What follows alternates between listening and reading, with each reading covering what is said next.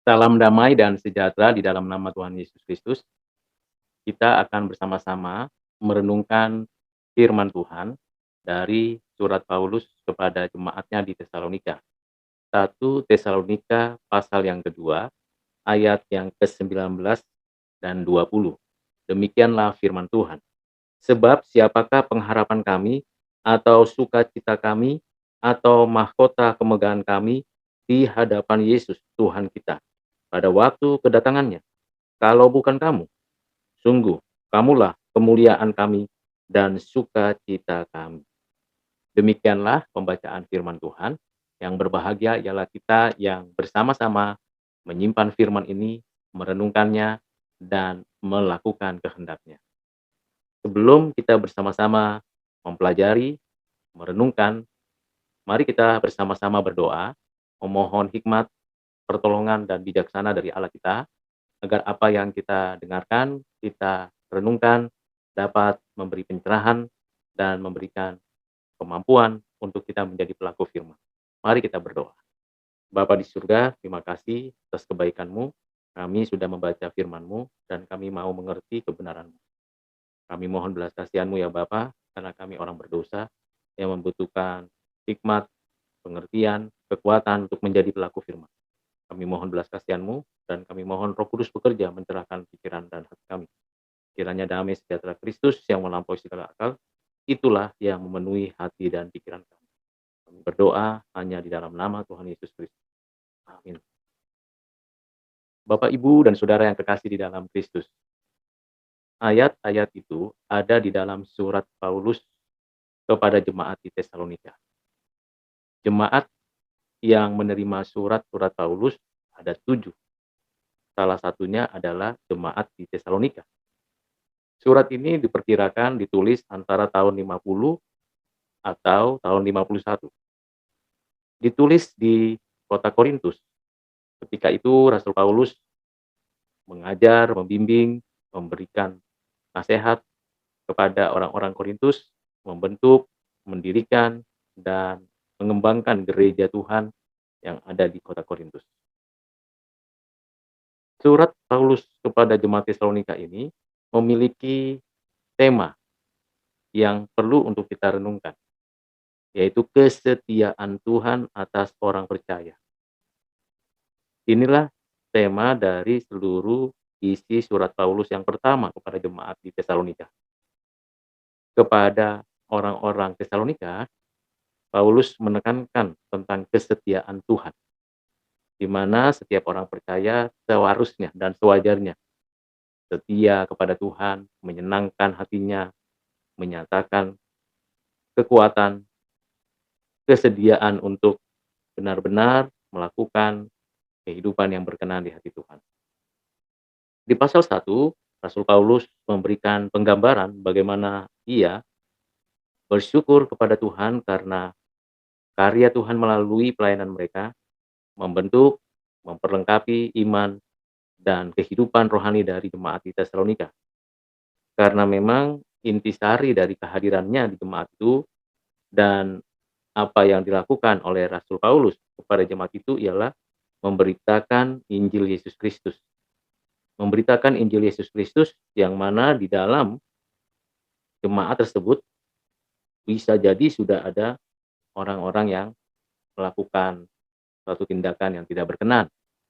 Dan bisa jadi ada orang-orang luar yang berupaya untuk memberdaya jemaat Tuhan dengan tipu daya, pengajaran palsu, dan sebagainya. Rasul Paulus memberikan penekanan yang kuat bagaimana Roh Kudus yang menjadi jaminan dan kepastian itu diberikan dan berkarya kepada jemaat di Tesalonika ini. Dan penekanan pada pribadi dan karya Yesus yang menyelamatkan orang-orang percaya dari murka Allah pada hari penghakiman telah diajarkan dan dijelaskan oleh Rasul Paulus. Apa yang menjadi tujuan Injil, keselamatan. Tentu bukan untuk menyukakan hati manusia, tetapi menyukakan hati Allah. Memang demikianlah tujuan hidup manusia, yaitu memuliakan Allah. Sekalipun dalam kondisi manusia mengalami kesulitan, kekurangan, dan penderitaan karena kebenaran, karena melaksanakan cinta kasih Tuhan, Tetapi kita bersyukur karena Roh Kudus memberikan kepastian, kekuatan, dan kita diperlayakkannya untuk boleh menyampaikan firman Tuhan. Allah di dalam kasih-Nya melayakkan kita untuk menyukakan dan menguatkan diri untuk memuliakan nama Tuhan Allah.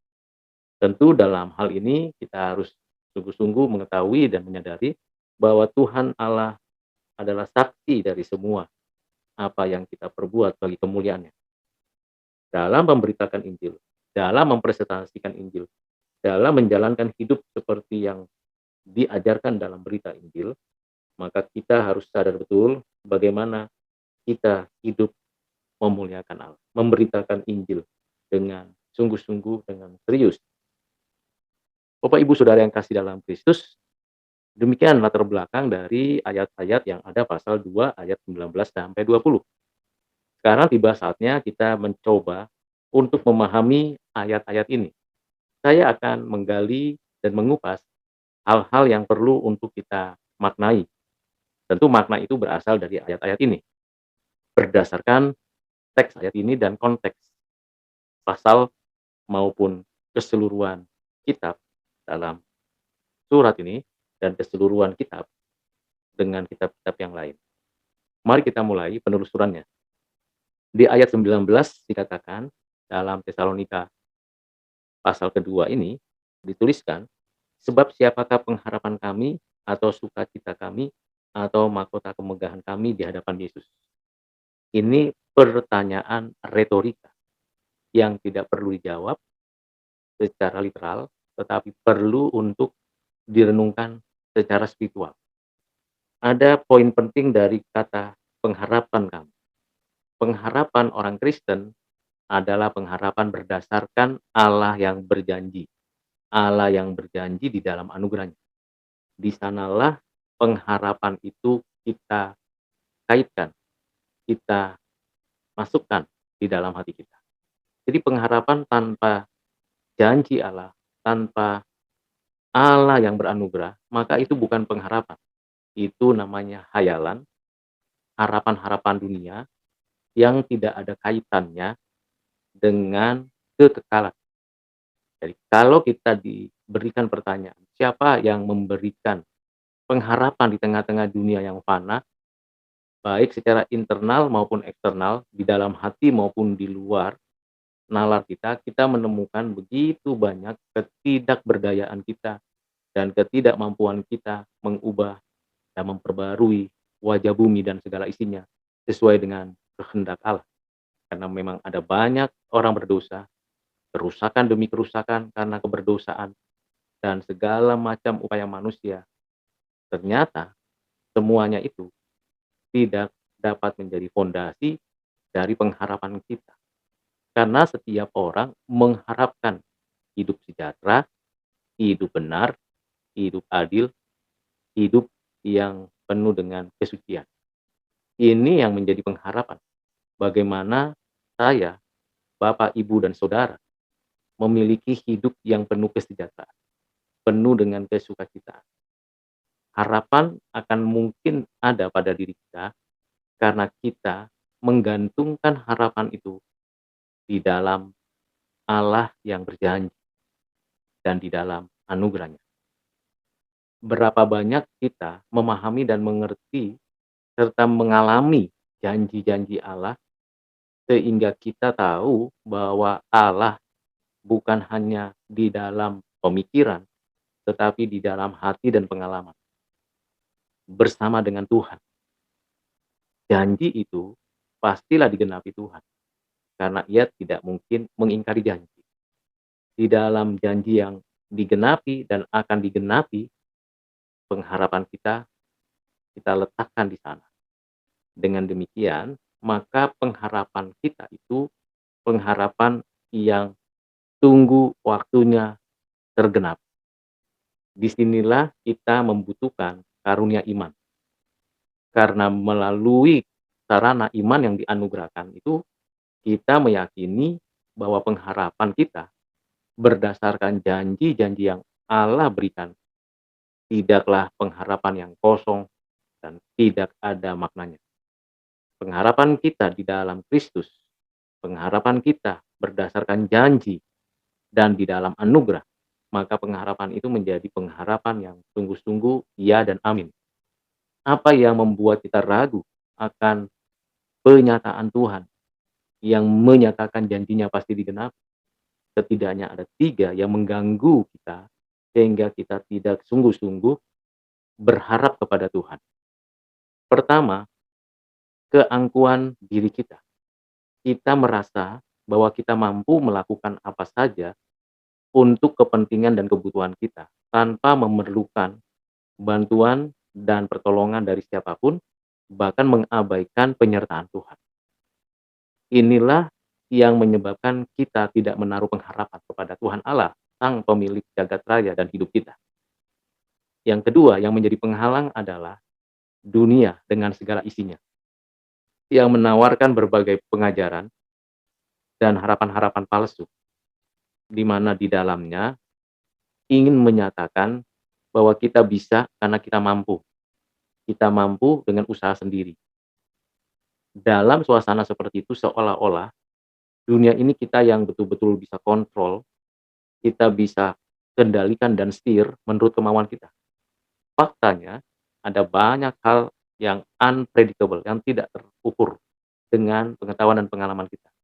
Peristiwa-peristiwa yang mengenaskan, gempa, banjir, badai, dan peristiwa-peristiwa yang menakutkan, perang, kelaparan, peperangan antar suku, antar bangsa, dan gejolak lain. Nah, ini yang membuat manusia berpikir saya bisa melakukan sesuatu dengan mengandalkan diri dan dunia dengan tawaran-tawarannya. Ini penghalang-penghalang yang mana kita menggeser pengharapan kita kepada Tuhan dengan apa yang kita rasa itu bisa terjadi dalam hidup kita. Yang ketiga yang menjadi penghalang adalah hasutan dan godaan serta cobaan dari si iblis dan roh jahat yang berbagian di dalam dunia ke-8, di mana setan, iblis, dan roh jahat berupaya mencobai, menggocoh kita untuk tidak berharap kepada Tuhan yang sudah menyatakan janjinya yang pasti tergenap. Karena itu Rasul Paulus memberikan penekanan ini karena memang ada banyak orang yang tidak meyakini akan berita Injil, akan karya Kristus, dan banyak orang-orang yang belum percaya itu, entah yang beragama Yudaisme ataupun yang begitu kekeh terhadap hukum Taurat yang ditafsir menurut mereka, dan itu yang terjadi karena banyak orang dihalangi untuk memberitakan firman Tuhan. Dengan demikian, pertanyaan retorika ini adalah pertanyaan yang perlu kita renungkan bersama. Sekali lagi ditanyakan dan saya bacakan, siapakah pengharapan kami? Siapakah sukacita kami? Siapakah kemegahan kami? Di sini Rasul Paulus mengatakan sesuatu yang sangat prinsip. Bukan hanya pengharapan, tetapi sukacita dan kemegahan di hadapan Yesus. Tentu sukacita kita karena kita sudah menerima anugerah keselamatan dan menikmati dan mengalami Tuhan dalam kehidupan kita. Sukacita bukan karena harta, benda, takhta, jabatan, atau apapun yang ada di bumi ini. Sukacita itu bukan yang fana yang sebentar akan berlalu. Sukacita bukan karena uang ada atau karena kesehatan cukup. Sukacita bukan karena banyak dikenal orang atau sedikit dikenal orang. Tidak demikian. Sukacita kita di hadapan Kristus karena Ia telah mati di atas kayu salib, bangkit, menyatakan kemenangan, dan memberi jaminan bahwa setiap orang yang percaya kepadanya beroleh hidup kekal. Inilah yang membuat setiap orang percaya bersukacita. Bukankah Tuhan pernah berfirman, jikalau ada satu orang yang bertobat, yang percaya, yang kembali kepada Tuhan, maka ribuan berlaksa-laksa malaikat di surga bersukacita. Dalam keadaan yang sudah dibaharui oleh Roh Kudus, sudah mendapatkan meterainya dalam hidup kita, dan zaman jaminannya untuk masa depan, disitulah ada sukacita. Jadi sukacita itu membuat kita kuat ketika berhadapan dengan penderitaan apapun, kesulitan apapun, tekanan apapun, bahkan kenyamanan, ketenangan, dan kelimpahan. Baik yang bersifat negatif maupun positif. Sukacita kita tidak pernah tergoncangkan karena positif-positif yang kita dapatkan atau negatif-negatif yang kita hadapi, tetapi kenyataannya kita tetap bersukacita. Kita mau sukacita Kristus memenuhi hati kita. Dan wujudnya apa? Setidaknya 3 kalau kita benar-benar bersukacita. Pertama, bersyukur atas segala hal yang diberikannya.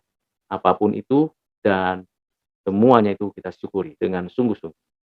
Yang kedua, tahan uji. Ketika orang bersukacita dia akan mengalami tahan uji. Bukan orang-orang yang gampangan atau mudah putus asa. Tahan uji. Orang yang bersukacita akan tahan uji. Dan yang terakhir tentunya kita selalu bersyukur, berterima kasih. Sukacita itu mengalir dan berbagi dengan orang lain. Orang lain mendapatkan dampak dari sukacita yang dikaruniakan Tuhan Allah kepada kita. Nah, itulah gambaran sukacita. Siapakah pengharapan kami? Siapakah sukacita kami? Dan siapakah mahkota kemegahan kami? Tuhan Yesus Kristus. Tidak ada yang lain. Dan itu yang meneguhkan iman kita karena Allah menuntun kita sebagai musafir pindah dari satu persimpangan ke persimpangan lain untuk menggambarkan keagungan dan kebesaran Tuhan. Karena kita tahu bahwa mahkota kemegahan itu Tuhan yang menentukan siapa yang mendapatkannya, namun hal yang penting bukan mahkota kemegahan itu, tetapi kesetiaan kita diuji.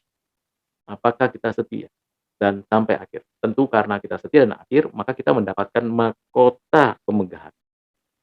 Mahkota kemegahan artinya keagungan, kebesaran Tuhan diberikan, diletakkan di dalam diri kita. Jadi 3 hal pertanyaan retorika ini penting untuk menjadi bahan perenungan. Sebab siapakah pengharapan kami? Siapakah sukacita kami? Siapakah mahkota kemegahan kami? Jawaban yang singkat adalah Tuhan Yesus Kristus. Jawaban yang lebih rinci sudah saya jelaskan berkaitan dengan pengharapan, sukacita, dan terakhir adalah mengenai mahkota kemegahan yang dikaitkan dengan kesetiaan pada perkara-perkara yang ada yang kecil untuk mendapatkan suatu bahan ujian perkara yang besar. Nah, ini di sini kita mendapatkan mahkota, menerimanya dari Tuhan. Kapan itu? Pengharapan itu tergenapi sempurna, sukacita itu sempurna, dan terakhir adalah kehidupan mahkota kita dikaruniakan, yaitu pada waktu kedatangan Tuhan Yesus kembali. Karena pada waktu kedatangan Tuhan Yesus kembali, maka kita mengetahui bagaimana kita mempertanggungjawabkan iman dan perbuatan kita. Dan memang sungguh Rasul Paulus memberikan sebuah apresiasi kepada jemaat Tesalonika ini, bahwa jemaat ini adalah kemuliaan bagi para rasul dan sukacita bagi mereka. Dengan kata lain, bahwa kedatangan Tuhan menjadi awal yang baru bagi setiap kita. Kita di sana bukan lagi berpengharapan, bukan lagi memiliki suatu perangkat iman seperti sekarang, tetapi di sana kita sudah disempurnakan, mengalami hidup yang sempurna di dalam Kristus. Dan bagaimana itu bisa berlangsung? Yaitu karena kita sungguh-sungguh bergantung sepenuhnya kepada Tuhan. Bapak Ibu Saudara yang kasih dalam Kristus, di ayat 20 dikatakan, sungguh kamulah kemuliaan kami dan sukacita kami. Rasul Paulus mengapresiasi, memberikan aplaus kepada jemaat di Tesalonika karena jemaat itu sungguh di dalam hidup takut akan Tuhan untuk kemuliaan Tuhan dan sukacita bagi Rasul Paulus dan orang-orang Kristen yang ikut terlibat dalam pelayanan ini. Bapak Ibu Saudara, dengan kata lain bahwa semua hal yang kita lakukan, kita katakan, dan kita pikirkan, semuanya itu bagi kemuliaan Tuhan Allah. Orang-orang yang berdampak dan yang memberikan pengaruh juga menjadi sarana untuk Tuhan menyatakan kehendaknya. Kita bersyukur untuk firman Tuhan yang kita renungkan ini. dan saya ingin menyampaikan penerapannya seperti apa. Yang pertama, selalulah berdoa dengan penuh pengharapan di dalam cinta kasih Tuhan Allah, sehingga kita betul-betul bergantung kepada Tuhan, bukan kepada dunia dan pengalaman kita. Yang kedua adalah bagaimana kita bersinergi untuk berjalan di dalam kemauan dan kehendak Tuhan, sehingga kita dapat betul-betul menjadi saksi Tuhan yang hidup, sungguh-sungguh memuliakan. Terakhir adalah kita harus berjuang melakukan perlawanan secara spiritual dan secara tindakan baik terhadap orang-orang yang meragukan pengharapan kita, yang tidak peduli dengan sukacita yang sejati, bahkan menolak kemegahan-kemegahan dunia ini. Kita bersyukur kalau kita bisa menikmati hidup penuh dengan sukacita. Mari Bapak, Ibu, dan Saudara, kita terapkan hidup penuh dengan sukacita, penuh dengan pengharapan, dan kita percaya bahwa apa yang dinyatakan Tuhan meneguhkan iman kita. Bagaimana kita menerapkannya, mempraktikkannya? Ajarkan, bagikan pengalaman bersama Tuhan bahwa ada pengharapan yang pasti. Hari ini belum terjadi, bukan berarti besok tidak terjadi. Dan kalau hari ini mengalami kesulitan, bukan berarti besok akan terus mengalami kesulitan. Tetapi ketahuilah bahwa Tuhan adalah Tuhan yang memelihara hidup kita. Mari kita berdoa. Bapak, terima kasih untuk ayat-ayat yang kami sudah baca, renungkan. Kami bersyukur untuk penggalian yang sederhana dari ayat-ayat tersebut berkaitan dengan pengharapan, sukacita, dan kemegahan di dalam Kristus. Kiranya setiap kami sungguh bermegah, bersukacita, dan berpengharapan di dalam Kristus, dan menolong kami untuk menjadi pelaku kebenaran. Berkati setiap orang yang mendengarkan video ini dan menjadi berkat bagi banyak orang semuanya. Kami berdoa, kami bersyukur hanya dalam nama Tuhan Yesus. Amin.